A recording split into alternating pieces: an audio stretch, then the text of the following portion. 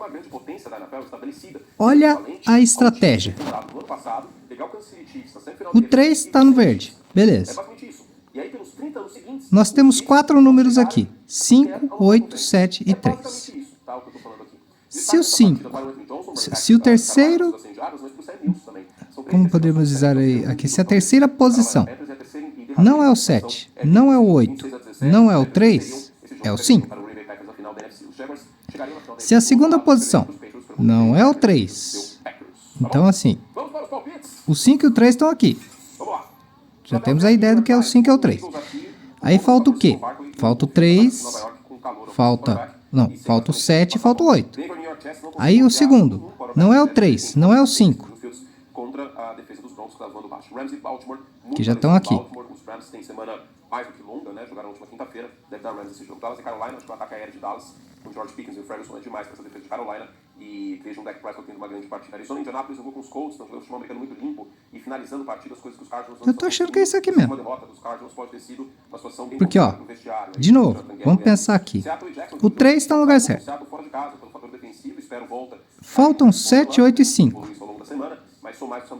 Como o 7 e o 8 já estiveram no 3, no terceiro lugar, e não deram certo, então é 5. 53. Falta o quê? O 8 e o 7. Como falta o 8 e o 7, e o 7 já não foi no terceiro, a gente não testou o 7 no segundo. Então a gente está confiando que é 7, 8, 5, 3. Porque 5 e 3 já estão para o outro lado. Última prateleira? Achei, obrigado, velho. Tá aqui, Eli. E deu certo. Vamos lá, temos Cebinha. Vamos com os Titans aqui, que vem de vitória contra o Arizona Cardinals. Os Titans fizeram um bom trabalho contendo o jogo terrestre de Arizona. Eu acho que farão a mesma coisa com o Anton Jensen e o Ken Ward. O Shell, no último quarto. Eu analisei esse jogo no NFL Sem Certo apenas para os membros. Então assista esse vídeo. São Francisco e Tampa. Eu vou apostar no Legion Niners, hein? Vou apostar porque os Bucks estão flertando muito com a derrota e os 49ers estão apresentando um futebol americano defensivo muito intenso. É totalmente zebra feeling, que nem foi apostar nos Patriots semana passada, mas eu não sei, eu acho que eventualmente a manteiga vai cair um pouco abaixo aí nesse jogo, então eu vou com os 49ers, seja com o Mac Jones, seja com o Brock Purdy. Vamos ver se tem voltas no ataque de São Francisco, a expectativa é essa. Cincinnati Green Bay, não tem como apostar Cincinnati aqui com o Joe Flacco no primeiro jogo, acabou de chegar, eu vou com o Pecão voltando da bye. Detroit e Kansas City, meu povo, Patrick Mahomes zebra em casa. Eu sei que os Lions estão jogando muito bem, mas com o Xavier Worthy de volta, o Christian vai ter tomado um esporro desse Hispaniola essa semana. Eu vou com o feeling também, tá? O CPJ vai de Lions, mas o CPF vai de Chiefs. Esse é o tipo de jogo no horário nobre, e um time com pedigree como Kansas City aparece, e aparece bem. Eu vou com os Chiefs. Bills e Falcons, eu vou com o Buffalo. Se recuperando, Atlanta é muito inconsistente, eu não consigo confiar em Atlanta, eu acho que já foi o jogo da feijoada dos Bills, e Chicago e Washington, defesa terrestre dos Bears. É o cenário do Chapolin, é de isopor, e com o Cross Merritt correndo bem com a bola, o Jaden Daniels aí tendo mais oportunidade. Contra essa defesa dos Bears que eu não confio nada, eu vou com os Commanders, tá? CNPJ total, CPF até com um leve feeling que os Bears podem ganhar, mas eu não sou trouxa, já basta torcer pra esse time maldito, não sou trouxa, sou trouxa pra coisa ruim, pelo amor de Deus, que tristeza ter minha vida esportiva. Fizemos todo o estrago que podíamos, vamos ser eliminados eventualmente, São Paulo tá uma tragédia, fizemos todo o estrago que podíamos, e é isso, um beijo carinhoso, deem o feedback, gostaram da prévia desse jeito? Acho que ficou bem completinha, falei de todos os jogos pelo menos um pouquinho, passou os palpites aí, falei de histórias, uma prévia mais completinha de 4 jogos que eu escolhi, e é isso, tá bom? Beijo pra vocês, até a próxima. Agora eu vou comer minha comida mexicana. Eu vou pedir mexicano. Eu gosto de comida mexicana, sou fã. Tem que é Tex-Mex, né? Mais comida Tex-Mex do que mexicana. O que você tá fazendo aqui ainda? Tchau, acabou? Fiz que nem o Ferris Bueller agora, no vídeo. E toca os cantos também, né? Coitado, pelo menos. Tchau.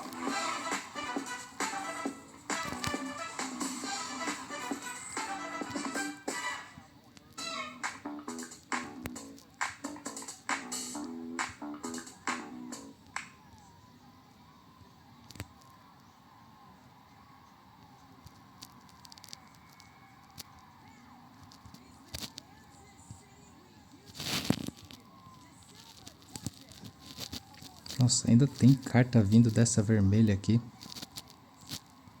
E olha a quantidade. Quantidade de carta dessa nível 1. Ixi, eu vou ter que mexer aqui. E lá vamos nós.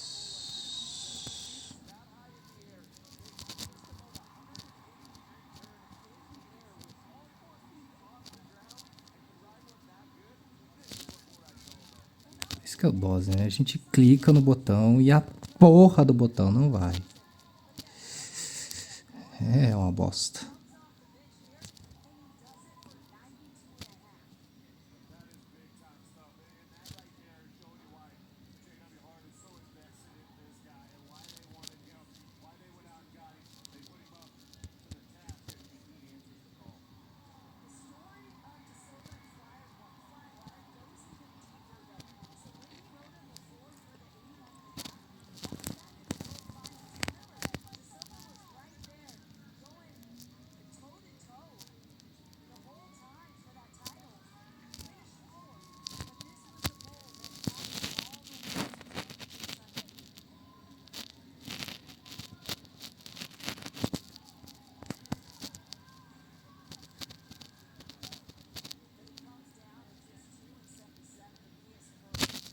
Eita porra.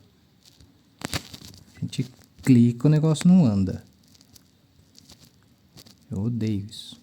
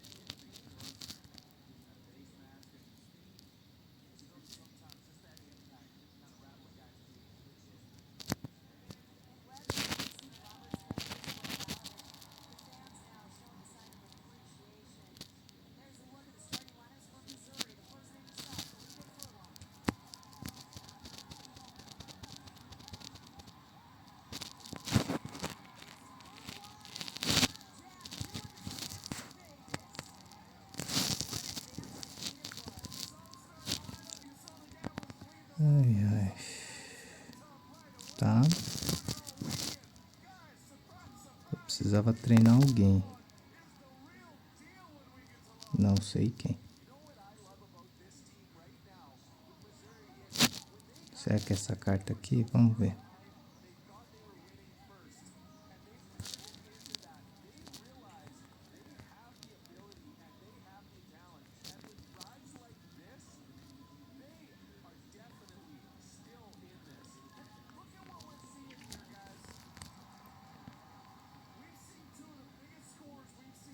É essa mesmo.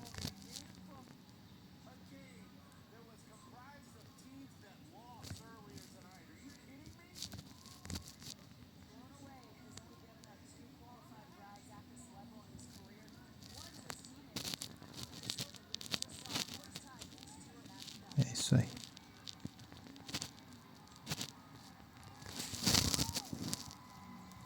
Já avancei aqui também.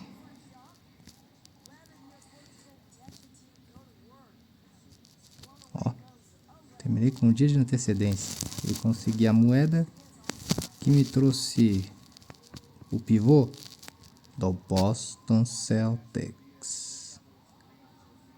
Para fazer esse time do Boston Celtics ficar ainda melhor. Agora eu tenho dois times muito fortes. Um Boston Celtics muito forte. E um time principal muito forte também.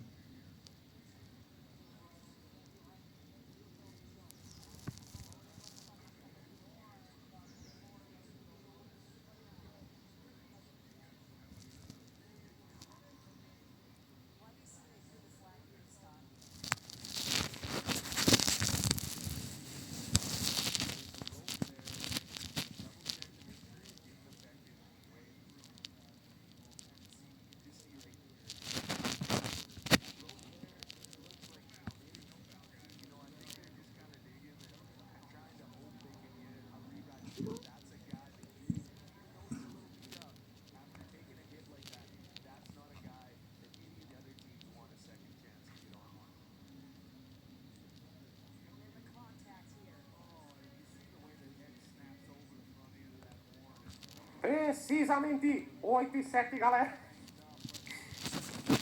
Tô um pouco cansadinho nessa sexta-feira. E aí fiquei na vontade de simplesmente ficar no sofá agora à tarde, descansar, pensar aí nas próximas transmissões, domingo internacionais. e não falar sobre o jogo de ontem. Mas eu fiquei pensando, putz, o torcedor dos Giants merece.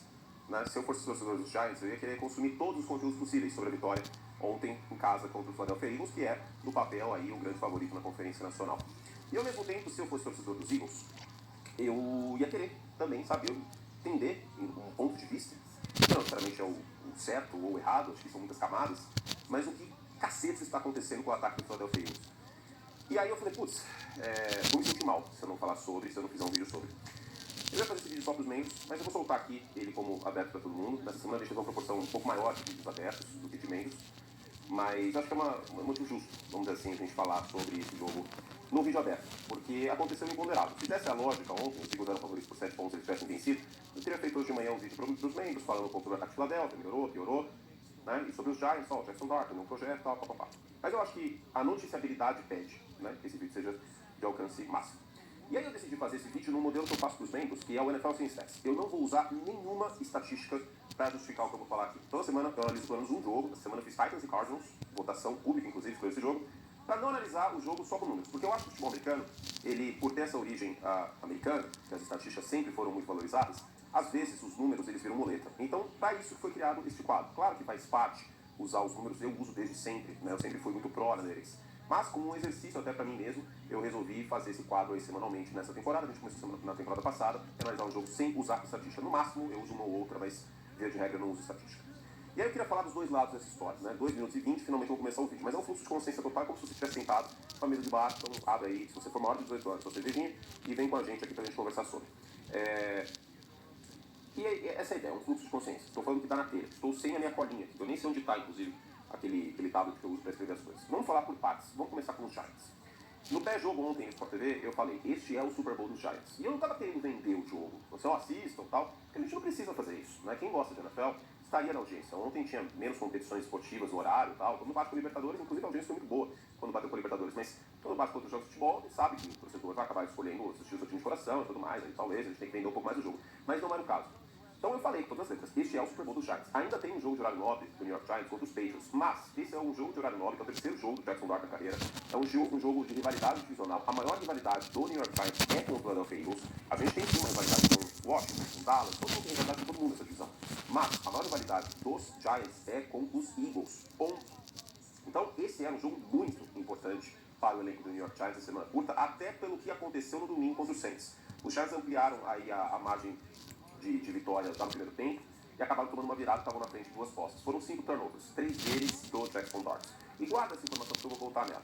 E aí vem na quinta-feira, um jogo de horário nobre. Não é todo mundo que assistiu os Giants no domingo. Pouca gente deve ter assistido para que não torce desses dois times. Essa é a realidade. A gente sabe disso, porque é um jogo à tarde. O horário nobre é diferente. Está todo mundo assistindo. Os jogadores sabem disso. Então, a motivação dos Giants era muito maior do que a motivação dos Eagles, e isso ficou evidente durante todo o jogo. Era, de fato, o Super Bowl dos Giants. E eu não falo isso de uma maneira derrogatória, mas, gente, eu falo isso de uma maneira realista. Você, torcedor dos Giants, sabe que os Giants não vão ter o Super Bowl neste ano. Eles não vão chegar no Super Bowl, isso não vai acontecer. Mas alguns jogos da temporada têm um peso maior no ano de reconstrução. Quando você tem um quarterback calouro sendo titular, é um ano de reconstrução por si. Raros são os casos que você tem um quarterback calouro e você consegue fazer barulho chegando no final de conferência, por exemplo, como aconteceu com o Mark Sanchez, como aconteceu com o Jayden Daniels. E aconteceu com o Mark Sanchez muito por conta da defesa dos Giants, enfim. E aí, em meio a isso, a gente tem o New York Giants, que estava muito mais motivado. A defesa dos Giants jogando em altíssima rotação. E do outro lado, antes de eu entrar no mérito de Jalen Hurts, a gente tinha um time dos Eagles que estava jogando pica-sonsa. O jogo inteiro, tá baixo, murcho. Sobre o Jackson Dart. Ele tem talento? Óbvio que ele tem talento. Um jogador da NFL não é escolhido na primeira rodada se ele não tiver algum talento. Há exceção para a regra? Eu não quero entrar no mérito, porque sou louco irritado, o Chicago Bears já me deixa muito irritado muitas vezes. E eu não estou falando de Justin Fields. Mas, ele tinha talento como jogador. Mas, o Jackson Dart tem talento. Isso é evidente. A questão, para você ser um bom quarterback na NFL, não é ter talento, é você ser consistente. O que separa os grandes profissionais dos profissionais mais ou menos é fazer as coisas quando ninguém está muito afim de fazer. É de se dedicar quando ninguém está muito afim de se dedicar. É entregar o seu 100% numa semana curta, por exemplo, quando você está machucado. É esse o tipo de coisa que separa os mais ou menos dos grandes. É dar o máximo pro time e maquiar problemas do time porque você é grande. Exemplo, Patrick Mahomes. Né? Então, é isso que separa os quarterbacks talentosos dos grandes quarterbacks. Já dá para dizer que o Jackson Dart é um grande quarterback, que já deu certo, que ele é o franchise quarterback do Giants? Não, não dá. Não dá. Eu acho que a gente não pode ir do céu ao inferno, do inferno ao céu o tempo inteiro. E essa mesma análise vai valer pro Jalen Hurts daqui a pouquinho. O que dá para dizer dizer é que o Jackson Dart tem personalidade, o Jackson Dart tem vontade, e isso é muito inspirador. Eu gosto muito disso. Eu acho que o quarterback precisa ser isso. E é por isso que eu elogio muito o Baker Mayfield. Porque o Jackson Dart ontem, e até o EV me perguntou no final do jogo, né, do pré, e aí eu fiquei até confuso. Falei, gente, o que eu vou responder aqui? Ele falou, Curti, o que os Giants precisam fazer para ter uma chance? Eu falei, olha, considerando as lesões, quando os Neighbors fora, quando os Slayton fora, o Jackson Dart vai ter que correr bem com a bola. O Jackson Dart vai ter que cuidar bem da bola, vai ter que ser agressivo quando puder ser agressivo. E ele fez tudo isso. Então ontem foi um jogo que mostrou personalidade do Jackson Dart. E tem gente que se esconde em cenários assim. Tem gente que espalha farofa em cenários assim. Então já é muito positivo. Disso dizer que os Giants acertaram com certeza e que vai dar tudo certo, aí eu acho que é um pouco prematuro. Não precisamos ir até lá agora. Mas dá para acordar com otimismo se você é torcedor dos Giants. Porque o Jackson Dart mostrou personalidade. Agora, ele também mostrou alguns elementos crus no jogo dele, em relação ao pós-snap. Em alguns momentos ficou afobado, correu pra cima da defesa, até se machucou. E isso ele vai precisar limpar no jogo dele. Então, eu sei que é meio chato colocar essa arma no choque, mas é meio que um calma-nós. Também pra ninguém achar que do dia pra noite o Jackson Dart virou o Tom Brady, virou o Patrick Mahomes. Porque a gente viu exatamente esse filme com o Daniel Jones. Vocês se lembram da de calor do Daniel Jones contra os Buccaneers? Ele teve um jogo sensacional. Um jogo não é o bastante. 3 jogos não é o bastante para já coroar um calor que ele é certeza na posição. Vide que, neste ano, o Daniel está fazendo menos barulho que no ano passado, embora seja um bom jogo contra os Chargers. E o CJ Stroud, no seu segundo ano, não foi tão bem em relação ao primeiro ano. Então, eu acho que um calma-nós é muito importante, né? Porque as coisas hoje na sociedade elas são muito rápidas, pro bem e pro mal. E aí eu vou pra parte do mal, entre aspas, tá? Do mal, não do mal, tipo, do lado sombrio da força dos Star Wars, mas do ruim. E o que é o ruim? É a percepção que se tem agora com o Jalen Hurts. O Jalen Hurts saiu de MVP do Super Bowl e um monte de gente querendo considerar o Jalen Hurts um quarterback de elite, que eu resisti bastante. E não é que eu resisti o que eu queria, eu resisti o que eu falei, gente, não é. Ponto. Ah, mas de novo esse negócio de quarterback de elite? São as pessoas que estão trazendo isso. É a pauta que o público está falando. Eu tenho que dialogar a língua do público. E as pessoas batem muito nessa tecla. Não, porque o Hurts é melhor que o Stafford. Não, porque o Hurts é um quarterback de elite. Não, porque o Hurts amassou os Chiefs. Calma aí. Não é por aí. Jalen Hurts é, inquestionavelmente, um quarterback acima da média. E eu até dei post tweet agora mais cedo. O Jalen Hurts está abaixo da linha de Gene Smith. Não. Ele não é nem um quarterback elite que vai resolver sozinho problemas ao redor dele, e nem um quarterback abaixo da média que precisa ser carregado. Ele está no meio termo entre essas duas coisas. É o que eu brinco que é o tem um molho. É óbvio que o Jalen Hurts tem um molho, mas o macarrão está azedo. Não adianta nada você ter o molho se o macarrão está estragado, se o trigo não é de boa qualidade. E qual é o problema no Philadelphia? É o Jalen Hurts? Também. Mas a questão é que você vai considerar o Jalen Hurts um problema no Philadelphia Eagles se você espera que o Jalen Hurts seja a solução. Ele não é a solução. Ele é um quarterback que tem um molho. E ter o molho, outras coisas têm que ajudar e tem que estar ali. A questão é que essas coisas não estão no lugar. Primeiro de tudo, o Philadelphia Eagles é um time construído com o Jalen Hurts, e a chegada do Saquon Barkley evidencia isso, para correr com a bola. Os Eagles não estão correndo o suficiente e bem o suficiente. E isso passa por 2 pontos. 3 pontos, na verdade. Primeiro, a linha ofensiva de Philadelphia não está jogando bem nessa temporada. Está desfalcado. O Dickerson não jogou ontem. É uma ausência sentida. Eu sei que ele é um guard, valor posicional menor, mas é uma ausência sentida. 2. As defesas adversárias estão colocando mais homens no box para parar o jogo terrestre porque elas não respeitam o jogo aéreo dos Eagles. A porcentagem de carregadas do Saquon Barkley com 8 homens no box é de 20% para 30%. É bastante coisa esse aumento. E 3. O próprio Saquon Barkley não está jogando bem. Complica o fato de que o outro grande jogador do ataque dos Eagles, e esses dois são melhores running backs, wide receivers do que o Hurts é quarterback, estão abaixo do que a gente espera. Tanto o Saquon Barkley como o A.J. Brown estão jogando abaixo do que se espera. O A.J. Brown não está jogando bem neste ano. Ele não está correndo rotas de maneira afiada. Está preguiçoso, sim. Ponto. Saquon Barkley não está quebrando tackles. Não está com a mesma aceleração de outrora no segundo nível. Não está criando jogadas explosivas. E complica o fato de que a defesa está mais focada nisso. E em meio a tudo isso, os Eagles são um time que corre menos do que deveriam e pior do que deveriam. Como consequência, você tem um ataque que é estruturado com muita rota isolada do A.J. Brown, e aí você tem uma dicotomia. Ou o Jalen Hurts segura a bola demais, e aí ele tenta um passe em profundidade, que não dá certo, porque o A.J. Brown não está no mesmo nível, a defesa adversária está esperando isso, desde o primeiro ano dos dois juntos é um dedicado do time, ou é um passe de até 10 jardas. O setor entre 10 e 20 jardas, que é onde os grandes quarterbacks aparecem, Josh Allen, Patrick Mahomes, etc., não está acontecendo na Philadelphia. Isso é também na conta do Jalen Hurts. Ontem é inequivocavelmente na conta do Jalen Hurts. Ele perde um touchdown pro Devonta Smith que poderia mudar o rumo da partida. O Devonta estava completamente aberto. E eu falei na hora, falei, gente, ele perdeu um touchdown. E a outra jogada é a interceptação. Se vocês pegarem a câmera tática atrás da linha do scrimmage, não tem safety cobrindo o meio do campo. E tem uma rota cruzando o campo do A.J. Brown. Ele está aberto e criou separação. E o meio do campo sempre foi um problema do Jalen Hurts. E ele não passa a bola ali, passa a bola ao lado esquerdo para o Dawson, que correu muito mal a rota, inclusive, e é interceptado pelo Flotz. E a interceptação basicamente mata o jogo. O que mata o jogo mesmo foi o fumble depois. Aí foi uma boa campanha que estava sendo do Hurts por parte aí do Dillon. Fato é, o time dos Eagles, ele tem talento demais para desempenho de menos. O time dos Eagles hoje é uma grande Red Bull. A Red Bull não é o melhor carro mais da Fórmula 1, só que grandes pilotos conseguem tirar coisas de carros inferiores. A questão é que o Jalen Hurts não é um grandíssimo quarterback. Ele é um quarterback acima da média, com certeza. Mas se você pegar o Josh Allen e colocar nesse time, é óbvio que ele vai jogar melhor do que o Jalen Hurts está jogando. Se você montar um time que vai precisar do quarterback passando a bola para ganhar e para pontuar, e esse quarterback for o Jalen Hurts, gente, não vai ter como, porque ele excede o limite de competência dele. É a teoria de Michael Scott. Michael Scott é excelente vendedor em the office e como gerente ele dava suas vaciladas. O Hurts não é um quarterback, se você exigir que ele passe a bola com frequência, se você exigir que o time fique unidimensional, ele vai vencer passando a bola.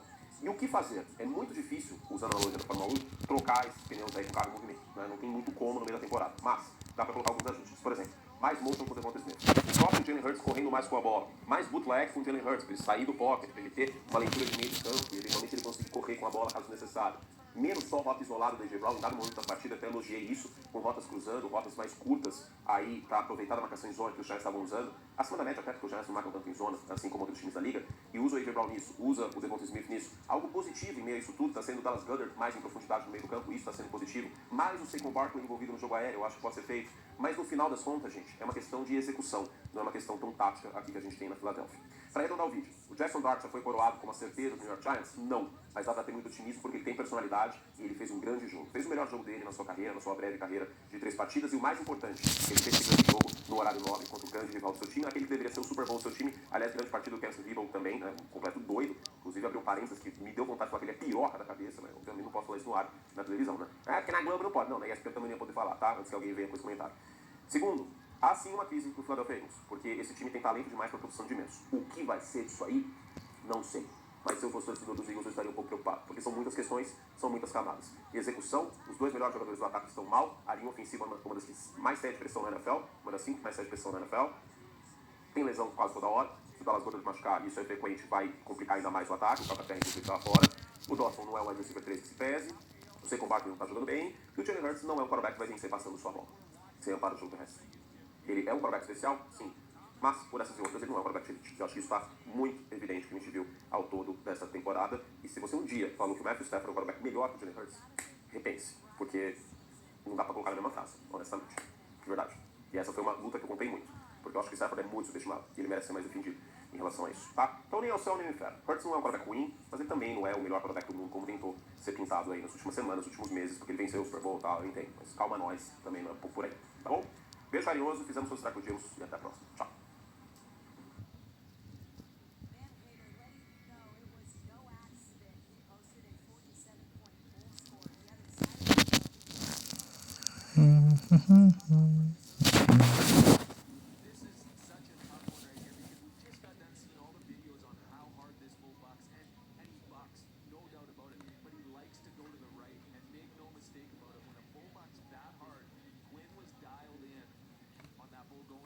Hello, hello, olá! Segunda-feira é dia de 7 coisas que você precisa saber. Vamos rever um pouco do domingo de NFL. Amanhã, claro, tem vencedores e perdedores para a gente falar de mais jogos que eu ainda não assisti. Vocês sabem, eu tenho que focar no que eu vi neste domingo. E aí, no vencedores e perdedores, a gente arredonda tudo, porque dá tempo de ver outras coisas, né? Gravo vencedores e perdedores no final da segunda-feira.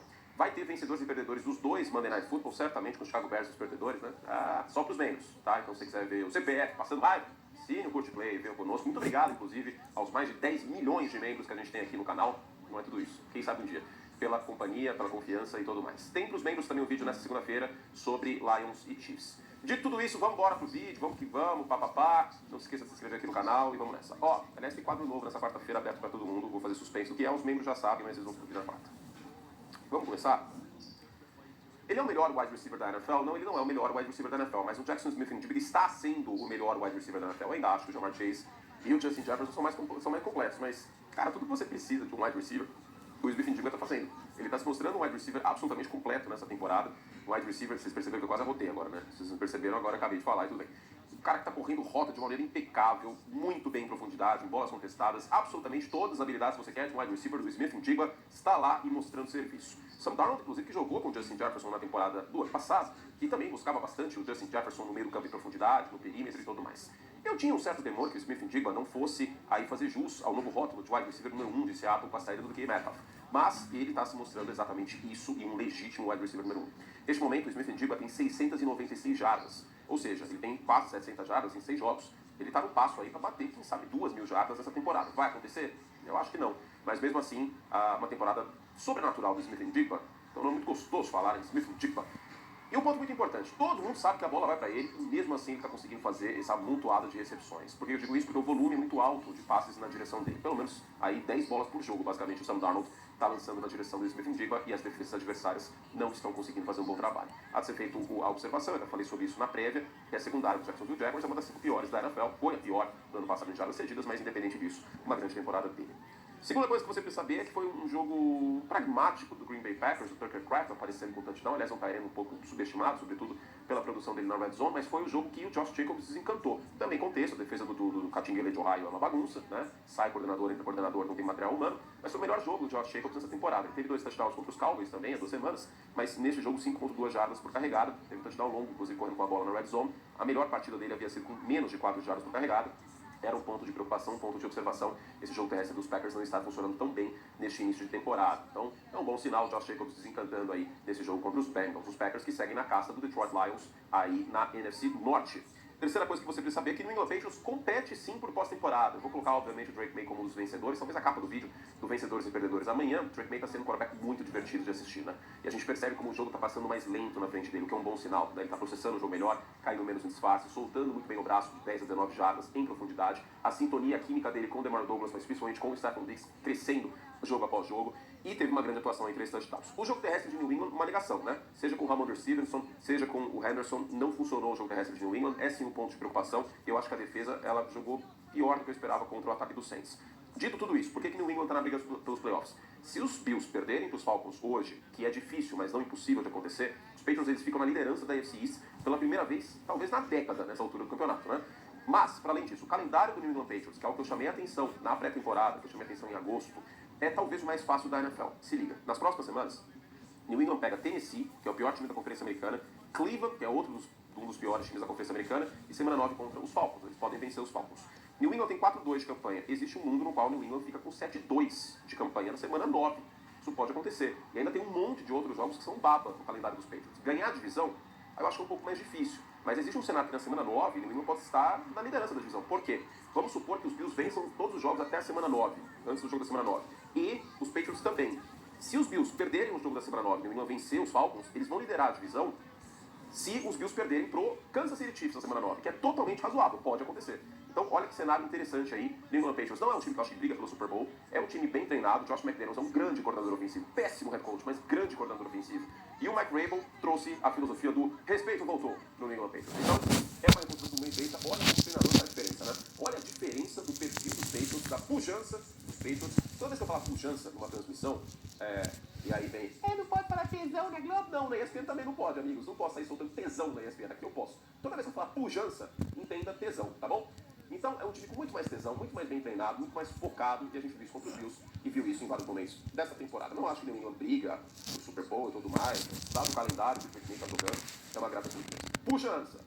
A quarta coisa que você precisa saber é que o Justin Fields não tem absolutamente nenhuma condição de ser titular na NFL. Nenhuma. Ele é hoje o pior quarterback titular da liga. Claro, tem o Dylan Gabriel, tal, que eu não vou sair batendo porque é calor. Tem o Cam Ward, que é calor. Aliás, jogou bem contra a Arizona no último quarto. Um jogo nem tão bom. Mas, considerando os veteranos, o Justin Fields é o pior.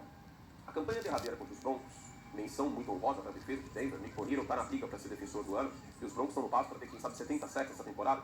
Mas, por mais maravilhosa que seja a defesa de Denver, cara, ele não consegue ler uma blitz no pré-snap. Tem uma galera na frente dele, todo mundo sabe que Denver é uma defesa agressiva. E ele não solta a bola, ele fica um patinho morto no pocket, tem todo o sack. Aí tem, na sequência, tem uma leitura que é muito simples, cara. Se a defesa acompanha o wide receiver da rota longa, você passa pro wide receiver na rota curta. O Garrett Wilson tá completamente aberto e ele congela, ele não consegue fazer uma leitura básica de high school, bicho. Assim, é desesperador. Desesperador. Aí na sequência, toma outro sack na blitz. Não tem condições de ser titular na NFL. Não tem. Tudo que falavam sempre do Lamar Jackson, Lamar Jackson sabe carga, tudo isso vale pro Justin Fields. Não vale pro Lamar Jackson, vale pro Justin Fields. Não tem condição. Não consegue processar o jogo. Não consegue fazer progressão. Não tem como. E eu acho honestamente que o Aaron Glenn, se ele quiser ter vitórias nessa temporada, os Jets são o único time sem vitórias nesse momento, tem que colocar o Tyrod Taylor pra jogo. Porque assim, não tem condição. É desesperador. A quinta coisa que você precisa saber, isso também é desesperador, que, cara, não tem como falar a comissão técnica, o regime de treino, o perfil dos jogadores. Eu já vi muitos argumentos em relação a isso, que o São Francisco trata um jogador leve, e que as chamadas do Kyle Shanahan colocam os jogadores em risco. Mas, gente, a lesão do Nick Bosa e do Fred Warner é uma fatalidade. Até no Eric Pinheiro, pisaram o cara, o pé dele. Então, assim, é uma fatalidade atrás da outra. E a temporada de São Francisco, com essa quantidade de lesões, eu sei que teve uma vitória heróica contra os Rams e foram valentes, ficaram contra os Bucks, mas a temporada de São Francisco 49ers, mesmo campanha positiva de 4-2, 3 vitórias dentro da divisão, ela começa a escorrer pelos dedos. Por quê? Porque São Francisco, neste momento, tem basicamente reservas em várias posições importantes. E os 49ers perderam o coração da defesa, que é o Nick Bosa, um dos melhores apreciadores de passe da NFL. Nesse último jogo, sem o Nick Bosa, basicamente não pressionaram o Baker Mayfield, e agora perdeu o cérebro da unidade. E um dos touchdowns, inclusive, falta de comunicação, justamente na ausência do Fred Warner. Sem o cérebro e sem o coração, fica muito difícil imaginar que São Francisco consiga ir um pouco mais longe nessa temporada. O McDonald teve 2 interceptações, a primeira um erro de comunicação, a segunda assim um pouco na conta dele, no último quarto, e São Francisco perdeu mais um, 4-2 de campanha. Não acho que São Francisco está fora da briga pelos playoffs, porque o calendário é muito tranquilo e porque tem gordura para queimar. Mas a situação está bem complicada. O Fred Warner está fora da temporada, assim como o Nick Bosa. É uma fatalidade dessa outra impressionante aí a situação nos 49ers. Vou falar sobre isso no vídeo para os membros, mas tudo bem, obrigado em Kansas City. Vocês se lembram que eu me recusei a meter uma acabou de dinastia para os Chiefs? Então, tanto quanto irônico, quando eu fiz os Patriots em 2014, foi depois de uma derrota contra os Chiefs. Aliás, me deu marcou o recorde de mais barulho de uma partida na história da NFL. Na Monday Night Football, na semana 4 de 2014, dali para frente, o England meteu o We're All to Cincinnati. Aliás, falando em Bill Belichick, a coisa está azedando no College Football e North Carolina, hein? Por exemplo, eu estou acompanhando isso, deve talvez a gente faça um vídeo sobre.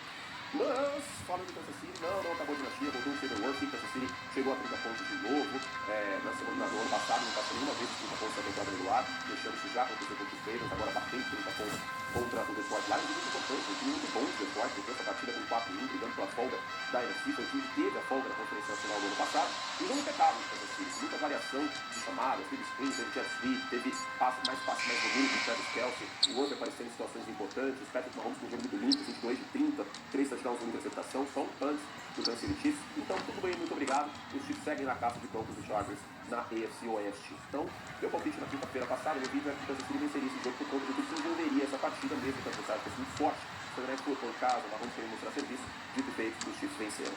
E para terminar, nós começamos a agenda, a campanha MVP do povo. Ele não é o quarterback mais talentoso da NFL, é óbvio que não. Ele não tinha Mike Evans, ele não tinha Chris Godwin, ele não tinha Buck Irving. Por metade do jogo ele não tinha o calor, a ostentação nessa temporada em Liverpool, mas ele tem o povo. Baker Mayfield com seu coração maravilhoso, conseguindo aí arrancar uma terceira descida na valentia, correr com a bola, depois um passe de profundidade de meio ainda depois dos 49ers, eu sei, depois do São Francisco falcaram, sem o Bolsa, sem o Fred Warner, mas que delícia ver Baker Mayfield jogar futebol americano, cara, me inspira. Eu como uma pessoa que, como você que está assistindo, provavelmente ama esse esporte, como é bom ver um jogador dando a volta por cima como o Baker Mayfield, como é bom ver um jogador entregando tudo em campo. E sim, tá absolutamente cedo para falar de MVP, mas hoje o Baker Mayfield está na conversa.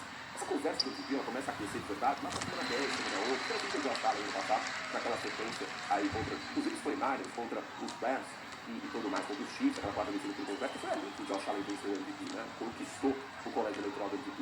Ainda é absolutamente cedo, a gente já viu, por exemplo, no primeiro MVP do Lamar Jackson, nessa altura do campeonato, o Russell Wilson, sim, o Russell Wilson, estava na liderança dessa conversa. Mas eu acho que a gente pode começar a tatear esse assunto. Né? E o Baker Mayfield merece sim estar nessa conversa para o MVP, porque é um jogador que está entregando tudo dentro de campo. E o nome dele é o jogador mais valioso. Sem tantas peças no ataque, mesmo assim, os Buccaneers com mais uma vitória, 5-1 na liderança da divisão e brigando pela folga da Conferência Nacional. Você deve se recordar que na pré-temporada, quando eu fiz brasileiro de times, sim, ó, eu não vou dar pela situação, olha como eu sou incrível, eu sou muito foda, nossa, como eu sei de futebol americano, eu não coloquei tão alto, né? Isso acontece, essa é a beleza da NFL. Mas você deve se recordar que eu falei bastante sobre o Tampa Bay Buccaneers, que era um time que eu considerava um pouco sleeper, que as pessoas não estavam prestando tanta atenção e deveriam.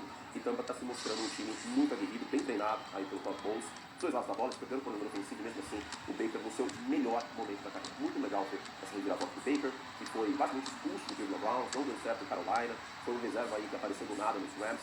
Em Tampa, ele não chegou como titular, teve uma disputa de titularidade com o horrível Kyle Trask, mas ele é muito bom. O Kyle Trask ele venceu essa disputa e ano após ano o Baker se mostrando um bom quarterback. Já tivemos a linha de Baker, lembra? Lá atrás, que era o mínimo que você tem que ter na posição de quarterback para ser competitivo e não pensar nos substitutos. Pois é, hoje essa linha é passada, o Baker Mayfield sendo um dos 5 melhores quarterbacks dessa temporada, com certeza. Em jardas no IE, em jardas no arco passe, só uma interceptação, em touchdowns, tá muito legal ver essa temporada do Baker. Gente, eu volto amanhã com o Vencedor dos Empreendedores, eu volto com mais vídeo para os meus hoje. Um beijo carinhoso para vocês, obrigado pela audiência, incrível ontem no Sunday Night Football. Incrível mesmo, tentar assustar positivamente. E é isso, como sempre, fizemos sobre o Estrago por juntos. Até a próxima. Tchau.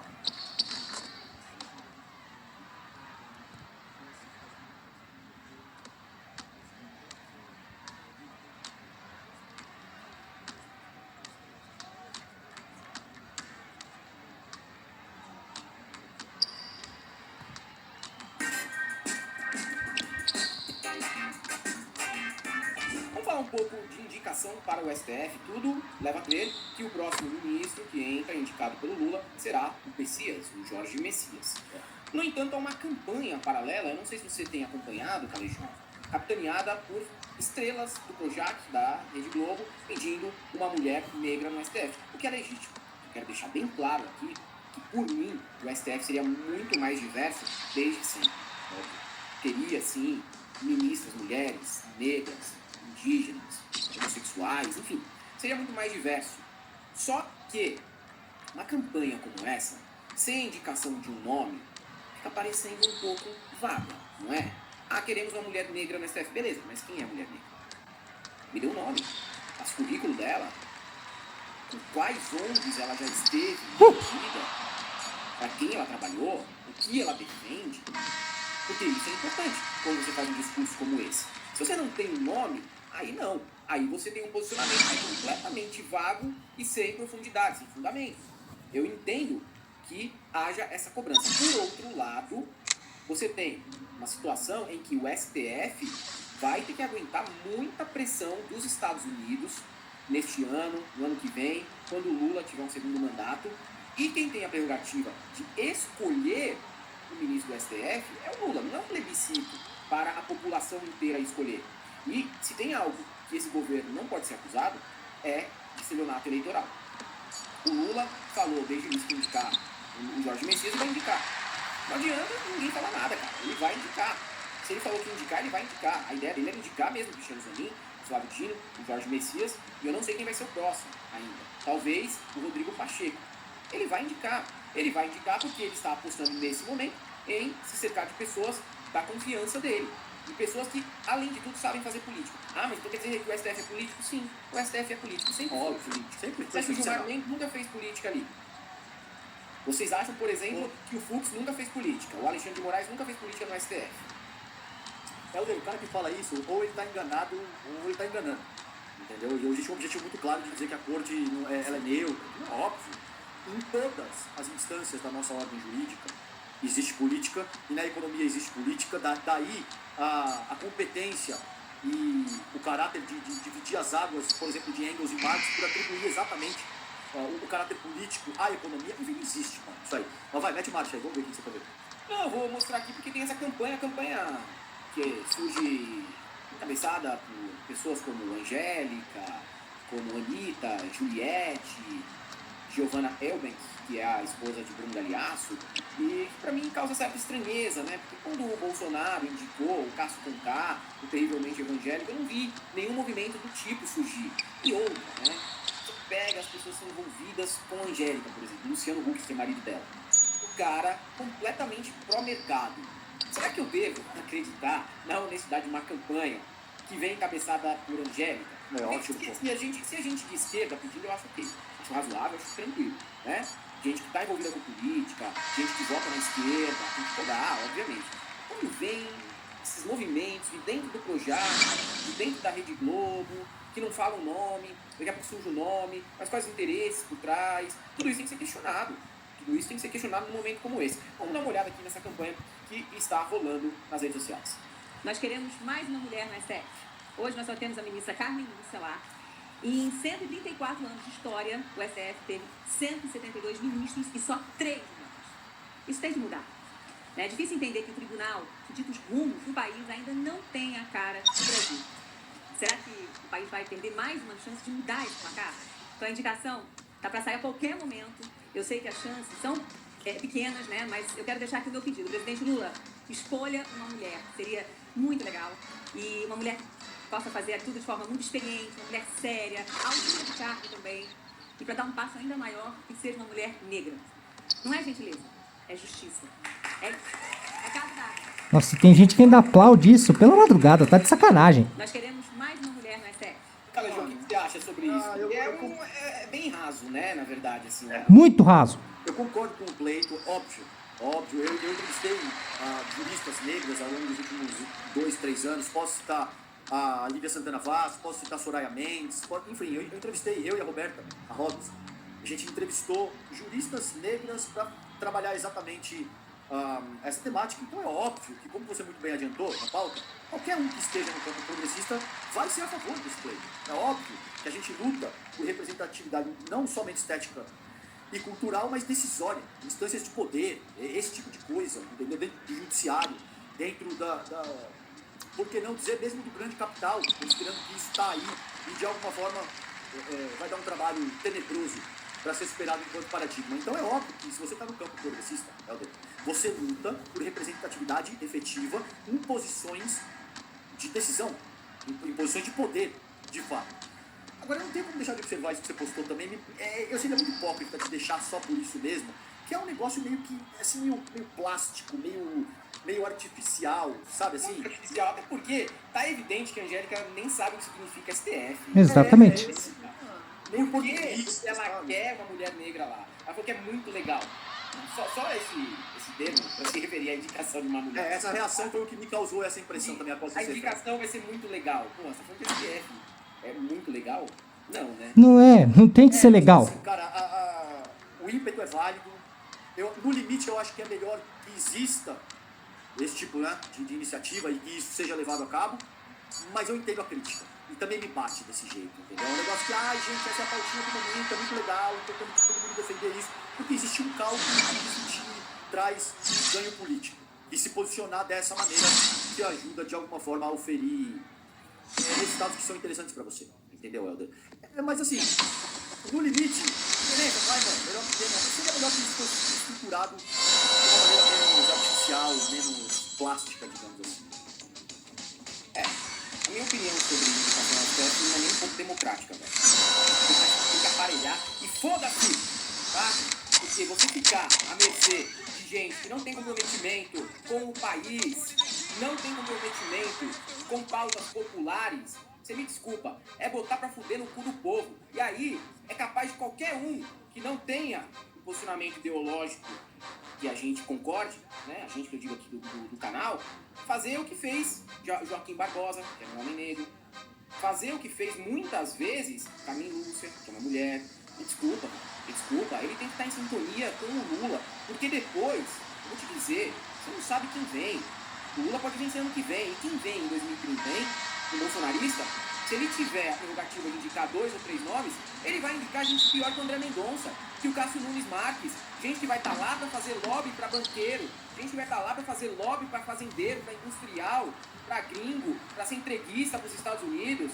Não, meu irmão, foda-se, entendeu? É óbvio que pode dar errado também, como o Lula errou indicando o Dias Toffoli.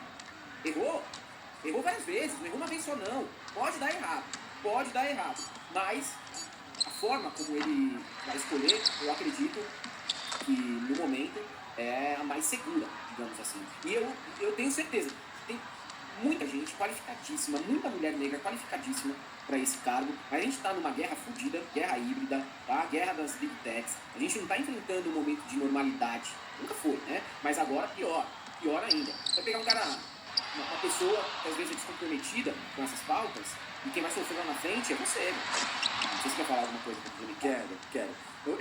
Mano, eu ia deixar mais barato, mas eu vou falar, foda-se, porque eu também sinto que é minha obrigação enquanto comunicador. O que me incomoda, especificamente no caso da Angélica e do Huck, é que, sobretudo, o Luciano Huck é um cara que explora a ignorância do povo brasileiro de uma maneira muito visceral. Esse cara, a vida inteira, César, mas é o trabalho dele, não sei o que, beleza, foda-se, essa é a minha crítica ao trabalho do cara. Entendeu? Você tá botando a cara, você é uma figura pública, eu apanho todo dia, mano, da minha barba, se eu tô gordo, que eu falei merda, ou que eu falo difícil, é parte do jogo, mano, tem que saber lidar e beleza. Agora, uma figura como o Luciano Huck, um cara que vive uma vida nababesca, andando de jatinho pra cima e pra baixo, comendo tudo do bom e do melhor, com casas em lugares paradisíacos e o caralho, mano, desfrutando o que existe de mais caro na sociedade do capital. Aí um dia vocês, agora ganhei consciência de classe e eu quero ter representatividade no STF. Mano, sabe, velho, que puta paciência que tem que ter, meu irmão, pra além de tudo achar que, legal, não sei o quê. No limite, o que a gente joga lutando por emancipação popular, é um jogo tão incrivelmente denso e complexo que é melhor ter essa galera fazendo isso do que não fazendo. Mas, mano, é uma pílula curta, ter que engolir a hipocrisia de quem anda de jatinho pra cima e pra baixo, meter na boa e depois vem com esses papinhos, sabe? Principalmente de onde vem a cobrança, né, Calejão? A cobrança, ela é justa. Agora, quem está cobrando não tem legitimidade para tal. Esse é o grande ponto. Vocês todos que estão nos assistindo aqui, 11.500 pessoas nesse momento, vocês têm legitimidade para tal. Muito mais que a Angélica. Tá? Juro por Deus. Mano, 99,999% da sociedade brasileira tem. Eu não tô te falando de um cara que é bom. Que, assim, Helder.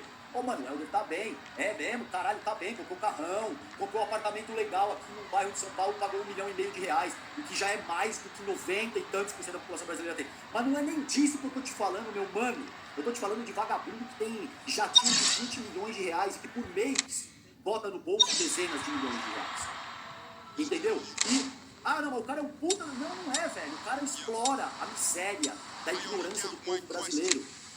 Vai ganhar R$1 milhão, barra de ouro. E fica lá metendo aqueles programinha de bosta, criando ansiedade nas pessoas. A pessoa precisa da grana, vai lá, erra uma porra de uma pergunta e se fode. Tem que amargar a derrota em rede nacional inteira, mano. Não me desce a garganta esse cara, eu acho ele um filho da puta, mano. Me perdoa pela. Não vai. Eu também concordo, cara. Eu concordo. Eu perco a linha quando eu penso que a cobrança tá vindo de gente como eles, sabe? É isso que me indigna, velho. Porque a cobrança é justa mesmo. É justa. A gente discute se tá certo ou tá errado. Mas a Angélica cobrando, assim, dá uma segurada, né, velho? Anitta, pelo amor de Deus. Stavros Ioannis Kostopoulos. E pensar que o papai queria que ele fosse embaixador dos Estados Unidos. Já pensou? Beijo do grego, galães. Beijo do grego, não beijo grego ainda não. Elise Semenov, como mulher negra que adoraria mais representatividade, a prioridade do momento deveria ser aparelhar mesmo. Matheus Peixoto, a senhora mora numa ilha. Ilha. Eduardo Salati de Escobar, não esqueça, já tinha comprado com financiamento do BNDES. Tiago Araújo, advogado da saúde, quer ser presidente para poder indicar Regis Tadeu ao STF. Paulo de Almeida, tio Reis, que competência não tem cor nem gênero, a pessoa precisa ser escolhida pela capacidade. Dan Rock, Carmen Lúcia sentou no habeas corpus do Lula e preso. Aguinaldo Silva, com o carisma que você tem, gente, mudará sua indicação ao STF assim que ver esse seu apelo. Espere apenas 72 horas, ok? Diga. Eu tenho medo desse argumento do superchat anterior também, tá? Eu também tenho medo. Esse, porque mérito do caralho. Não, eu acho política afirmativa importante, eu acho a pauta social importante, eu acho que reivindicações como essa, feita pela Angélica, são importantes. Só que, único e exclusivamente nesse caso, eu não consigo deixar de analisar a hipocrisia correlata. É só isso. Mas eu tenho medo dessas observações aí, desse tipo de superchat que coloca, não, porque mérito não tem cor, e o cara, não, mano, pera aí, velho. O bagulho é bem mais embaixo, isso aí, como eu vejo pelo menos, tá? Eu também. Raimundo Lousada Júnior, a prerrogativa principal do ministro do STF deveria ser atuante em direitos humanos. Tuane Vieira, mas não parte delas a pauta. Associações de mulheres da área e outras pedem a mesma coisa há tempos. Existem nomes sugeridos. E é sim uma mulher de esquerda. Elas existem. Não dá para desmerecer. Não estou desmerecendo, eu já disse aqui. Eu sei que existem gente muito competente e gente que poderia fazer um grande trabalho ali. Mas o que eu também digo é que, no momento, eu acredito que a predileção vai ser sempre para colocar um cara que se confia politicamente. Entendeu? Me parece que é essa a tendência das escolhas do Lula. Emeraldo Rock, falando sério, o pleito é legítimo, podemos discordar, mas não precisamos atacar as pessoas, nós não somos julgados. As mulheres, inclusive liberais, foram decisivas para eleger o Lula. Discordamos sem ataques. Bom ponto. Sinara Castilho, isso é muito pauta, Paula Lavinha. Quer postar foto de biquíni. Não dá pra postar foto de biquíni bonito, né, cara? Logan Marques, eu um Casimiro no STF, seria muito mais legal. Elton Vacari, olha a mesa, Angélica, Tata Werneck e Grazi Massafera. Vini P. Algumas dessas vagas seriam do Silvio de Almeida, naturalmente seria uma opção, mas aconteceu tudo aquilo, uma pena. Poderia ser, não dá pra saber, né? A gente não tem como prever um futuro de forma retroativa ainda. Cristiane Millet, como mulher eu digo, quero escolher um novo ministro e vice-presidente. Do contrário, não vem com cara de cor na mansa, layout de flor plástica. Meus ovos, eu acho também não é plebiscito, né? Felipe da Mata, Lula, indica uma mulher loira, apresentadora, cujo marido apresenta o programa dominical e é amigo do Aécio, seria muito legal. Dan Rock, Luciano Huck, que escreveu o manifesto da Angélica. Então, ele não sabe nem escrever, tá fraco. José Luiz Souza, queremos um STF com a cara do Brasil. A Angélica é a cara do Brasil. Loira, magra e rica. Eu queria uma apresentadora negra infantil nos anos 90. Não tinha, né, cara? A única que não era loira era a Mara. Brownie Mágico. Angélica e Huck atacaram Dilma no estádio de forma bem baixo nível. Vocês lembram? Angélica é uma tapada, não estudou nada, zero consciência social. Eu lembro. Tony Barbosa, advocacia. Tática, Legião e Eldio, Chuva e Americana. Onde estava esse povo quando o Bozó, que o marido dela apoiou, quando escolheu 2 juízes, ponto de aia para o tribunal? A RNC Colder, a ministra dos sonhos do Projac é a Condoleezza Rice, ou a Kamala Harris, né? Demônio, se a Angélica diz que o céu é azul, eu questiono meus olhos. Nem obviedades dá para levar a sério essa daí. Vinícius Alves, queremos uma mulher negra na diretoria da Globo. Raquel Emílio, Globo quer tanto mulher negra, mas tiraram o protagonismo da Thaís Araújo e Vale Tudo. São tão feministas que tiraram a primeira mulher presidente da República, DR humilhada, virou um chefe. Eu desenho pra você com o Caio Draco. A Angélica fez comercial da Movida, dizendo que sempre aluga carros por lá e você pode confiar. Nem de táxi ela anda. Demarques, pessoas como a Angélica defendem toppings, o que vale ter um governo gay que não representa a causa, por exemplo. Eu não gostaria, eu não vejo qual que é, né, a vantagem, por exemplo, do presidente hoje ser, sei lá, o Eduardo Leite. Qual que é a vantagem? Não seria vantagem nenhuma. Matheus Gomes Coelho, achei que a Angélica ia querer um taxista no STF.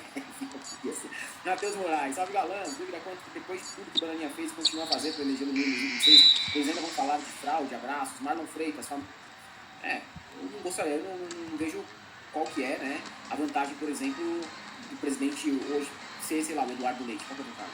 Não teria vantagem nenhuma. Matheus Gomes Coelho, achei que a Angélica ia querer um taxista no STF.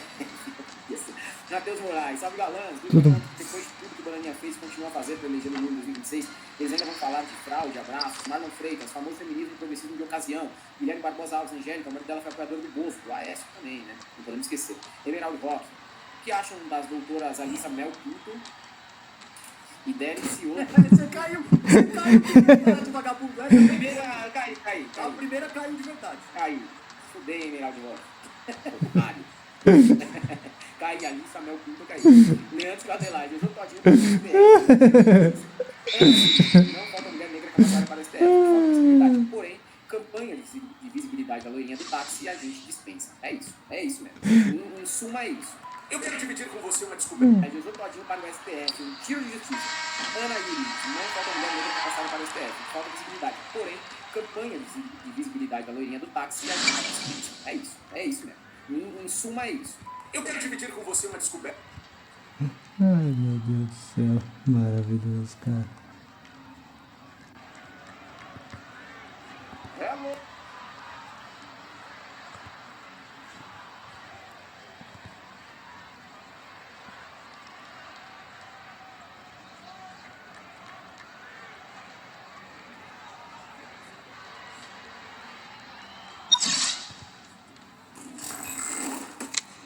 Olá, Brasil! Como vocês estão? Vamos para mais um Vencedores e Perdedores neste canal maravilhoso. Hoje, excepcionalmente, com Vencedores e Perdedores tendo o Thursday Night Football. Eu coloquei de propósito por dois motivos. Primeiro, porque vocês pediram muito nas redes sociais, por um bom motivo. E segundo, para lembrar, porque as pessoas ficam cobrando. Cadê o Thursday Night? Gente, Thursday Night tem vídeo à parte. Eu sei que muita gente só assiste este vídeo aqui no canal. Se você faz isso, você está errado. Não tem justificativa, você está errado por aqui outros. E quinta-feira fica meio velho, né? Vocês falaram tanto quinta-feira, então eu foco nos jogos do domingo. Falando nisso, os jogos do Monday Night Football, do Vencedores e Perdedores, estarão num vídeo à parte. Vencedores e Perdedores do Monday Night Football, só pra você. Ó, zica esse jogo, só pra você que é membro do Curte Play, tá bom? Então vem com a gente, R$8 por mês você tem acesso ao dobro de conteúdo, pelo menos o dobro de conteúdo. Vamos começar então, André, vinha na tela. Bom, vamos começar com o Thursday Night Football. Jackson Dart tem que ser considerado um vencedor. Antes da partida, o evento perguntou ao Curte o que tem que acontecer para os Giants conseguirem vencer essa partida sendo zebra. Eu falei, olha, vai ter que ser um jogo impecável, perfeito, óbvio, mas o Jackson Dart vai ter que correr bem com a bola, porque não conta com o Slayton e não conta com o principal recebedor do time, o Mala Tambers, que está fora da temporada. Então o elemento terrestre teria que aparecer e apareceu. Com o baile do Jack Ball, inclusive, o Jackson Dart num dos touchdowns dos Giants nessa partida. O Jackson Dart apenas a terceira partida dele na NFL, ele correu muito tempo a bola, mas também teve a companhia de seu fiel escudeiro, completamente piroca da cabeça. Fico com muita vontade de falar piroca da cabeça no ar, infelizmente eu gosto muito do meu emprego atual. Cam Scaribo, que nome difícil, hein? Pelo amor de Deus, eu acertei agora. E tem a tropa da pronúncia, né? Que todo vídeo, todos os criadores de conteúdo é Cam Scaribo. Pronto, acertei agora? Satisfeitos? Are you not entertained? Povo da pronúncia. Daqui a pouquinho, eu não coloquei o DK Metcalf de propósito, inclusive, aqui no Vencedores e Perdedores, porque é Metcalf. Não consigo, já falei, é Metcalf pra mim, não consigo. Tem culpa que eu aprendi panturrilha em inglês, com inglês britânico maldito. Pelo menos eu não falo underground, eu falo subway, né? Não mistura na minha cabeça. Enfim, Jackson Dart, já comecei totalmente louco esse vídeo, né? Nossa senhora, vamos longe aqui. O vencedor... Foi pro cara. Eu acho que o Vance Joseph, em breve, ele vai ter uma outra oportunidade para ser head coach. Eu apoio isso? Eu acho que não, porque a passada anterior não foi os melhores. Mas, dito isso, ele faz um bom trabalho como coordenador defensivo pronto, né?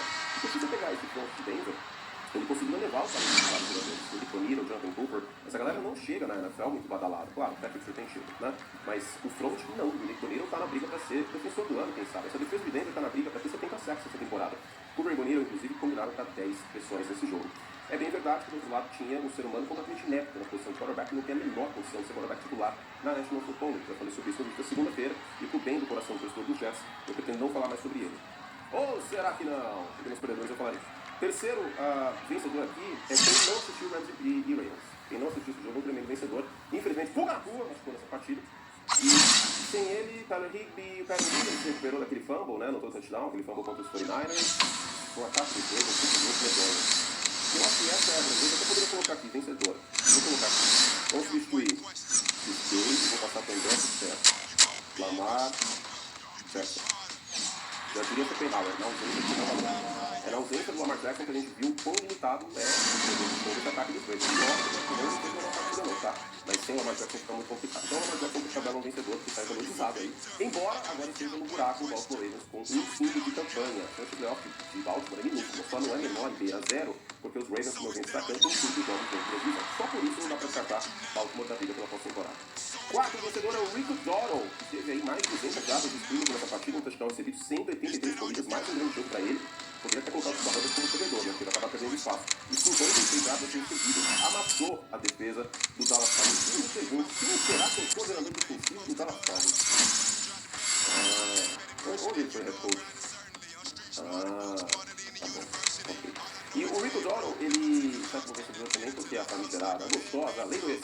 Pelas contas, ele é um ex-jogador dos Cowboys, Dallas teve o alto, então ela não encontrou uma opção boa para estar com a bola, embora essa oportunidade esteja jogando bem essa temporada, não foi um grande jogo dele, mas esteja jogando bem essa temporada, e aí o Rico Dottle não está mais em Dallas, estava bem pistola, com um certo personagem que era um pouquinho mal ocupado, e ele de novo jogou muito bem. No segundo, inclusive, o Rico Dottle amassa pelo Carolina Panthers. Panthers 3-3, hein?